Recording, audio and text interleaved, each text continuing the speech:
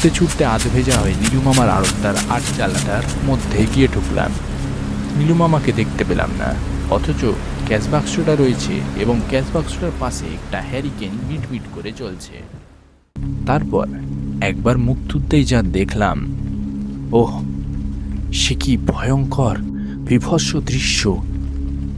Cash বাক্সটার সামনে চেহারা দেখে, হ্যাঁ, আজও বেশ স্পষ্টই মনে আছে। ওই বিভৎস চেহারা দেখার পর মুহূর্তেই আমি দু চোখে নিবিড় অন্ধকার দেখলাম।